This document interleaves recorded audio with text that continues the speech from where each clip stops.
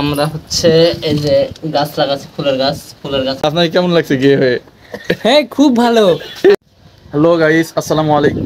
আশা করি সকলে ভালো আছেন। তো আমিও ভালো আছি অনেক। তো আজকে আপনাদের সামনে চলে আসলাম বৃষ্টিমুখর একটা দিনে, মেঘময় একটা দিনে। আজকের আবহাওয়াটা খুবই সুন্দর। সকাল থেকে প্রায় ফজরের সালাত আদায় করে আসার পর থেকে আমরা দেখতেছি সারাদিন ধরে বৃষ্টি চলতেছে। চারিদিকে শুধু বৃষ্টিমুখর আবহাওয়া।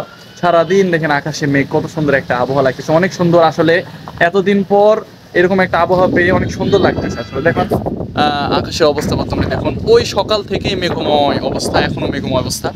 আমরা ছাদের ওপর এসেছি এখন কিছু পরিবেশ আবহাওয়া দেখার জন্য। দেখুন কত সুন্দর লাগতেছে।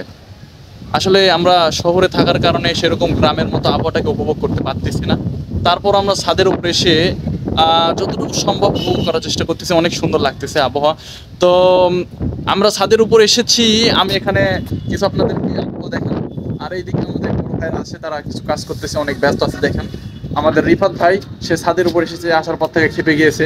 মানে প্রচুর, মানে একটা কি বলবো, অন্যরকম একটা অবস্থা।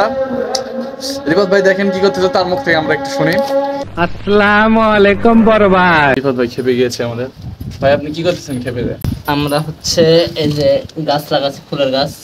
আমার খুব ভালো লাগে। আপনি হঠাৎ করে খেপে গেলেন কেন? বৃষ্টির সময় ফুলের গাছ লাগাইতেছে। বাড়িতে হচ্ছে একটা বাগান আছে ছোট, ওই বাগানে এগুলা নিয়ে যাবো। সো আমি এখন এগুলা লাগাচ্ছি।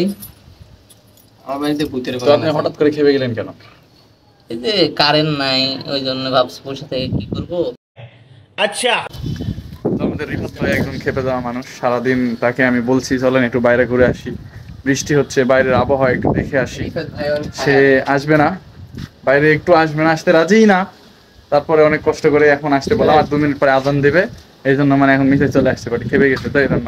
তা আমাদের সাথে আরেকজন গে আছে, গে না মানে আরেকজন গাই আছে আমাদের সাথে। আপনারা দেখেন, হ্যাঁ একবার তো গে বলে ইগলা বানাইলে আবার গাই বানাইলো। দেখেন ভাই, আপনি কেন আসেন ছাদের উপর? আপনি খেপে অপমানিত গেছেন, হতে। আপনি খেপে গেছেন রিফাত ভাইয়ের মতো। হ্যাঁ, আমি অপমানিত হওয়ার জন্য আসছি। কি অপমানিত হলেন আপনি? আইসে আমি গে হয়ে গেলাম, আরেকবার গাই হয়ে গেলাম। কি আরে বলুন কি? আইসে আমি গে হয়ে গেলাম, আরেকবার গাই হয়ে গেলাম। ভালো হয়ে যা, এখনো সময় আছে। আপনার কেমন লাগছে গিয়ে হয়ে? হ্যাঁ, খুব ভালো, আমি উপভোগ করতেছি, এনজয় করতেছি। সো গাইস, তাকে গিয়ে হয়ে নাকি অনেক ভালো লাগছে। আর আমাদের রিফাত ভাই দিকে দেখেন খেপে গেছে, এখনো খেপেই আছে। তো আপনারা তার খেপা কতক্ষণ থামে দেখতে থাকেন, সঠিক বলেছেন। আমিও দেখতে থাকি।